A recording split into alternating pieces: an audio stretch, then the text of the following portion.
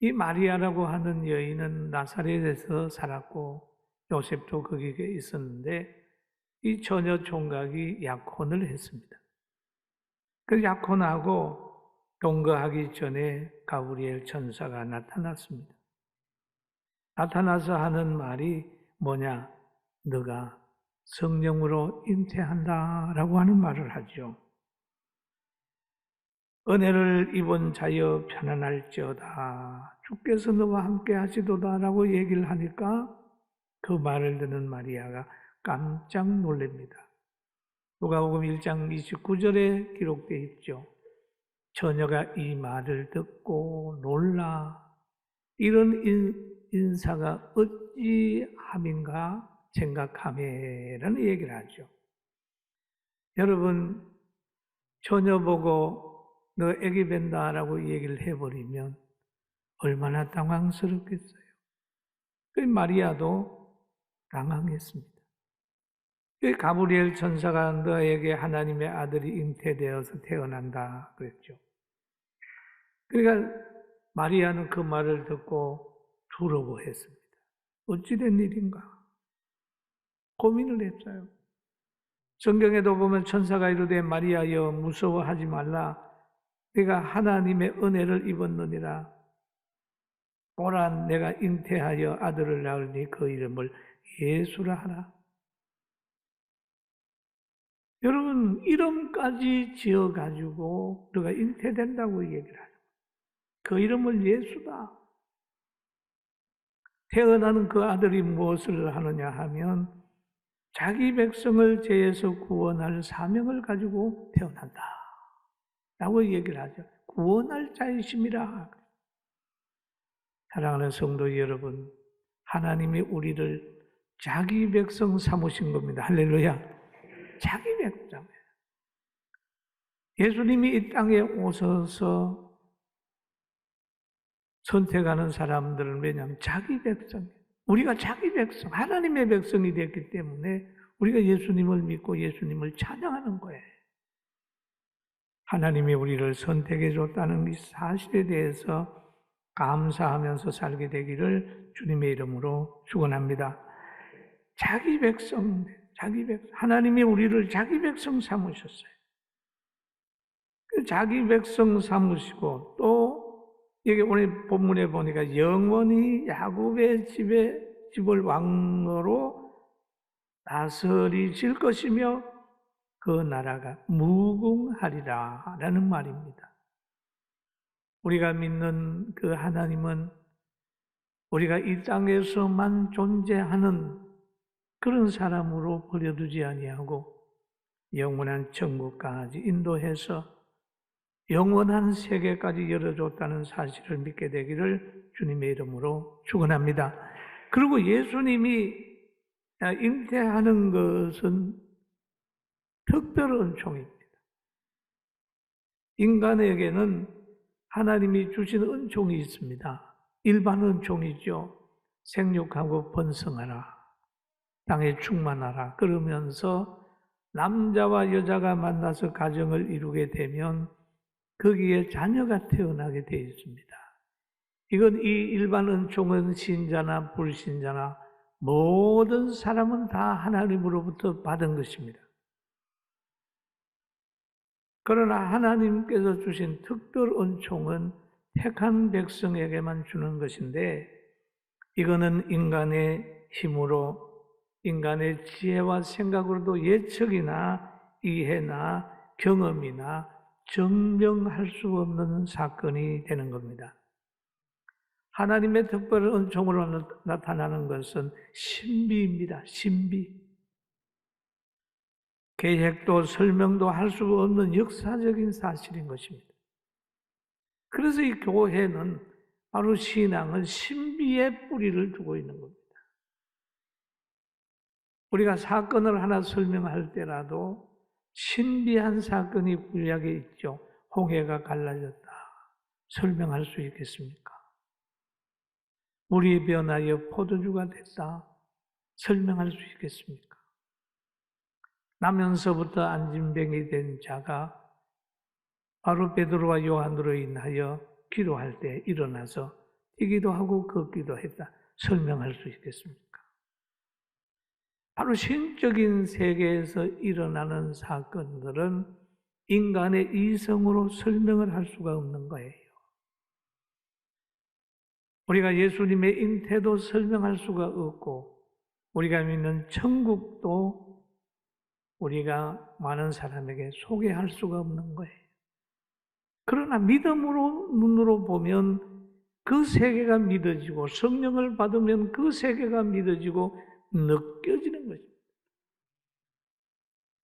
어떤 한 사람이 그 유튜브에 보니까 천국은 없다. 천국 없어. 제가 그거를 들으면서 맞아. 너에게는 없어. 너에게는 없어. 자기가 갈 천국 없습니다. 어떤 사람이 그러죠. 나는 집이 없어. 그 사람은 집이 없을지라도 집 있는 사람 얼마든지 있잖아요. 그죠?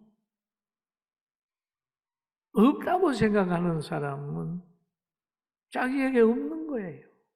그에게는 뭡니까? 하나님이 예비하신 어두운 곳으로 가게 되는 겁니다. 그런데 누가 저보고 물어보면 천국이 있냐고? 예, 있어. 나 갈 곳 있어. 여러분, 우리 예수 그리스도를 통하여 천국이 보장된 줄로 믿게 되기를 주의 이름으로 축원합니다. 육에 속해 있고 현실주의자들은 천국이라고 하는 거 믿지 않습니다. 예수님도 믿지 않습니다.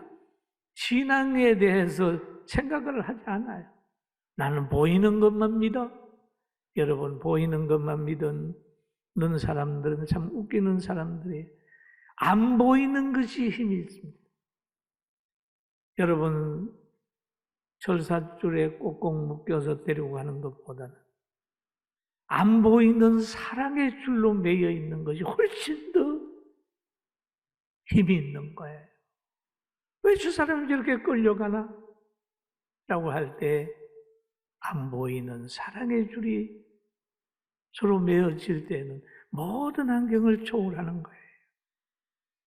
여러분, 보이는 것 이상으로 보이지 않는 것이 더 위대할 수 있다는 것도 이해하면서 예수 그리스도가 성령으로 잉태됐다는 성경을 그대로 믿는 지혜를 가지게 되기를 주의 이름으로 축원합니다. 천사가의 말에 마리아가 대답을 한 내용이 오늘 본문에 있어요. 마리아가 천사에게 말하되 나는 남자를 알지 못하니 어찌 이 일이 있으리까? 가브리엘이 잉태한다고 얘기를 합니다. 그러니까 마리아가 나는 남자를 알지 못하는데 어떻게 잉태할 수 있느냐라는 얘기를 합니다. 마리아도 우리와 같은 사람입니다. 일반 은총에 대해서만 생각을 하는 거예요. 처녀가 아기를 가졌다라고 얘기를 하는데 그거는 여러분 그거 믿습니까? 영적으로 될 수 있다고 생각합니까? 왜냐하면 경험에 의해서 역사적으로 보면 그런 일이 없단 말이에요. 마리아도 그걸 알기 때문에 나는 남자를 알지 못한다라는 얘기를 합니다. 여기에 남자를 알지 못한다고 하는 말은 남자를 모른다는 말이 아니라 아기를 가질 수 있는 행위를 남자와 하지 않았다는 얘기입니다. 정혼했는데 남자는 모를 일이가 없잖아요. 그러나 이 말은 요셉과 정혼했지만은 아기를 가질 수 있는 행위를 하지 않았다는 거죠. 그리고 이 신자나 불신자나 간에 다 일반 은총은 다 있는데 여기에 마리아에게 임한 것은 뭐냐? 특별 은총이 신비한 거예요. 설명할 수 없는 일이고 증명할 수 없는 일이 되는 겁니다. 과학적으로도 증명할 수 없고 인문학적으로도 이해할 수가 없고 느낄 수도 없는 그런 사건이 벌어진 것입니다. 여러분, 인간 중심으로 생각하는 사람들은 예수님의 성령의 잉태함을 믿지 않습니다. 그러나 믿는 사람은 믿음을 선물로 받은 사람이요, 선택받은 사람이요, 하나님이 은혜 주신 사람이요 구원받은 백성으로서 천국을 보장받은 사람이 그의 은혜를 믿는 겁니다. 할렐루야. 그럼 우리가 그 반열에 들어섰습니다. 여러분, 오늘 천사가 마리아에게 말하잖아요. 잉태한다라고 했을 때 마리아는 그대로 믿었어요. 믿은 내용이 오늘 본문에 나와요. 마리아가 성령으로 잉태된 것을 말하고 있습니다. 성령이 내게 임하여 지극히 높은 이의 능력이 너를 덮으리니 이러므로 나실 바 거룩한 이는 하나님의 아들이라 일컬을지리라. 예수님을 하나님의 아들이다. 성령이 너를 덮었다. 성령은 이름이 참 많아요. 하나님의 영, 거룩한 영, 하나님의 신, 예수의 영, 보혜사, 이렇게 여러 가지 이름이 있어요. 그리고 하나님의 영, 성령은 잉태하게 하는 사역도 하셨어요. 그리고 그분은 모든 걸 아시고 어디든지 계시는 그런 하나님의 영, 성부, 성자, 성령 삼위일체 중에 한 분이었습니다. 그리고 이 성령의 지배받는 것은, 인도받는 것은 늘 기도하고 말씀을 따라 살 때 하나님이 주신 믿음을 선물로 받아가지고 행복하게 살 수가 있는 거예요. 여러분, 우리도 성령의 인도함을 받아 심령 천국 이루면서 환경을 잘 싸워 이기게 되기를 주의 이름으로 축원합니다. 하나님의 영의 역사가 예수님의 잉태한 것은 성령의 역사인 것을 우리가 압니다. 우리가 지금 찬송을 하고 기도하고 전도하고 예배하는 모든 것들도 성령 받은 사람의 많이 할 수 있는 거거든요. 그 성령의 역사는 천지 창조하에 사역을 했고 예수님을 이 땅에 오는 사역을 했고 또 오순절에서 나타나가지고 교회를 세운 기초를 만들었어요.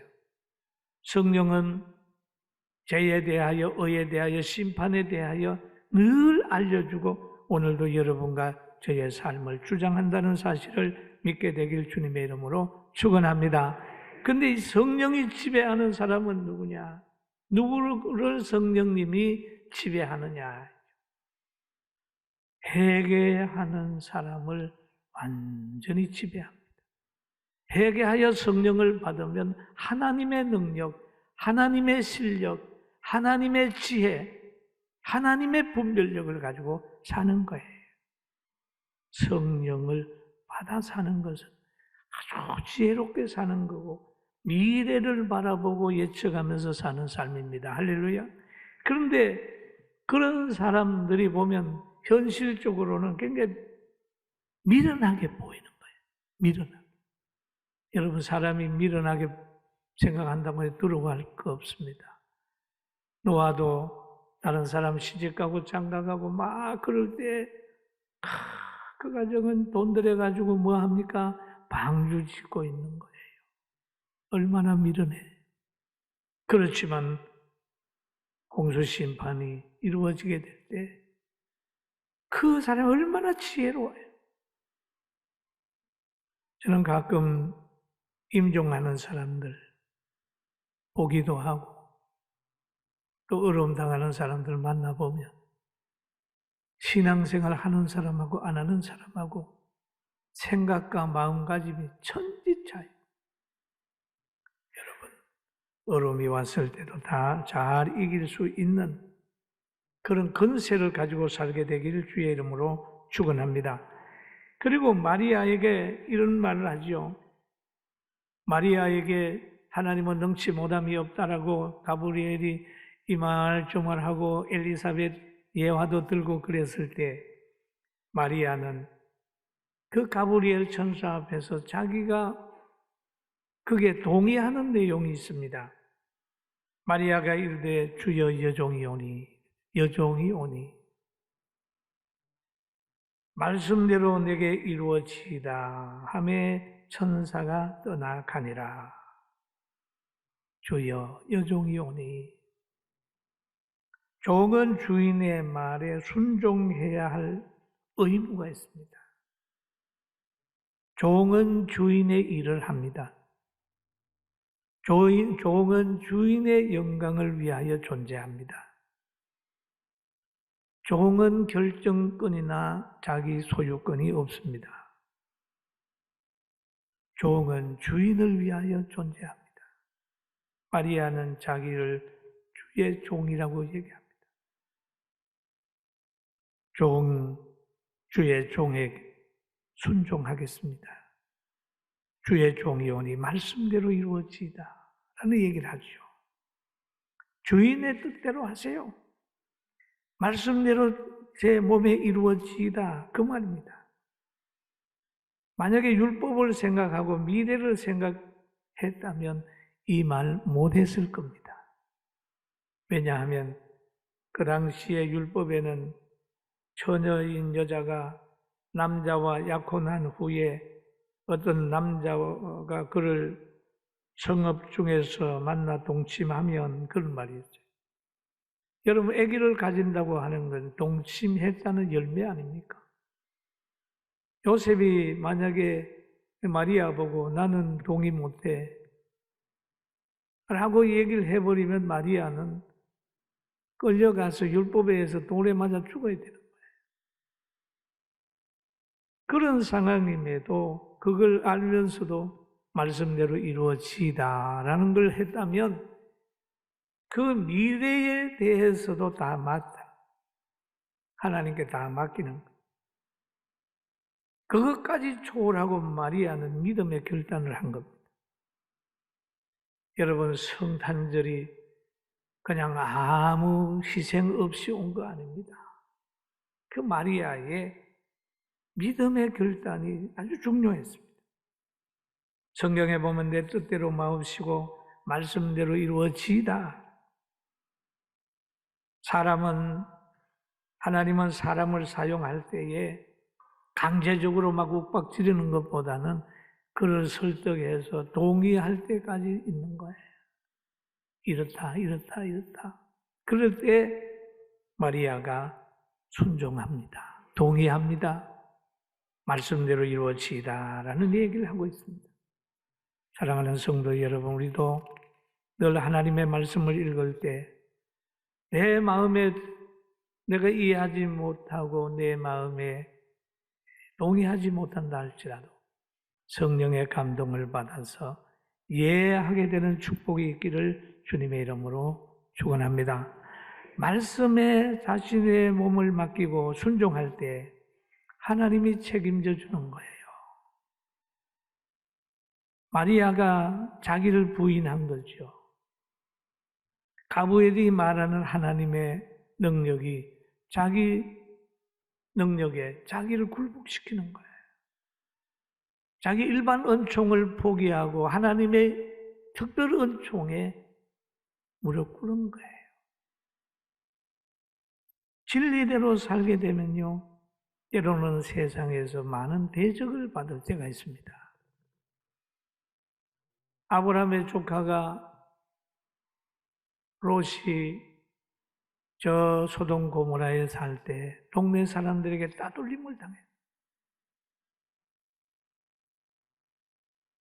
그래도 그 소돔성에 온 천사를 자기 집으로 영접하여 그를 잘 대접했잖아요. 그리고 수상궁에 거하는 모르도게도 하나님 잘 섬기고 살려고 했더니 그 당시에 총리였던 하만이 그 모르도게를 죽이려고 자기 집에 장대를 세워놨어요. 그리고 예수 믿고 살려고 하면 때로는 억울한 일 당하게 되고 때로는 많은 욕을 먹게 될 수도 있습니다. 그러나 그 모든 걸 극복하고 살아가면 마음의 마지막엔 믿는 사람의 승리라는 사실을 믿게 되기를 주님의 이름으로 축원합니다. 할렐루야. 그런데 요즘에 우리 한국에 보면 그러잖아요. 어떤 젊은 목회자가 해외에 갔다 와서 무슨 병 옮겨와가지고 뭐 하는 거 계속 목사 부부 나오잖아요. 그걸 내가 알아봤어요. 봤더니 큰 교회, 거기에는 외국인들이 와서 예배드리는 외국인 교회가 부서가 있는 겁니다. 그걸 담당하는 사람이 해외 왔다 갔다 하면서 선교하는 분이 왔어요. 그 외국인들이 그가 들어온다는 소식을 듣고 막 마중도 나가고 뭐 했어요. 그러다가 그만 병이 생겨났습니다. 계속 교회. 좀 제가 생각하기에는 그걸 생각 없이 보면은 꼭 교회가 무슨 바른지처럼 코레나 바른지처럼 생각이 들 때가 있어요. 여러분 교회 와서 1시간 예배 드렸다. 교인들을 죄인처럼 취급을 하고 그 사람이 전철 타고 다녔을 텐데 전철 탄 사람의 얘기가 없고 식당에 갔을 텐데 식당에 간 사람들은 얘기 없고 다른 사람이 아니라 목사기 때문에. 그러나 저는 조금 억울하더라도 우리는 산 위에 동네가 있으니까 동네니까 때로는 불 꺼진 것도 알고 불 켜진 것도 아니까 너무 분노하기보다는 마음의 흔들림이 없이 여러분 신앙생활 잘하게 되길 주의 이름으로 축원합니다. 아멘. 신앙생활 잘해야 돼요. 신앙생활 잘해야 돼요. 여러분 어느 백화점에 뭐 문제가 생겼다고 전국 백화점에 문제 있는 것으로 생각하면 안 되잖아요. 어느 식당에 문제가 생겼다고 한국교회 식당에 전체 문제가 있는 것으로 이해해버리면 안 되잖아요. 어떤 한 교회 문제를 한국교회 전체로 가가지고 얘기해버리면 안 되잖아요. 잘못하면 전체의 문제로 생각을 해버리면 그건 단체 기합이니까 민주주의에서는 그러면 안 돼요. 여러분 분별력을 가지길 주의 이름으로 축원합니다. 믿는다고 하는 것은 때로는 고난을 겪게 되는 거예요. 고난을. 예수님이 무슨 죄가 있어서 저주받았다고 하는 것을 많은 사람에게 보여주기 위해서 산까지 올라가서 벌거벗겨서 십자가를 달았겠죠. 예수님이 저렇게 잘난 척하고 있지만 나무에 달린 사람은 저주받은 것이니까 저주받아서 간다. 군병들과 많은 사람이 그랬지만 부활로 극복을 한 것처럼 여러분 한국교회 성도들과 우리 모두는 어떤 환경 속에서도 일어나고 승리할 겁니다. 할렐루야. 하나님이 그렇게 할 거예요. 눈을 크게 넓게 열고 말씀대로 이루어지다. 성경에 보면은 할 수 있거든이 무슨 말이냐. 믿는 자에게 능치 못함이 없다. 라고 하는 이 강력한 믿음 가지고 굳건히 서가는 여러분과 저가 되기를 주의 이름으로 축원합니다. 우리에게는 하나님이 성령을 주셨어요. 우리에게 능력을 주셨어요. 우리에게는 심령 천국을 주셨어요.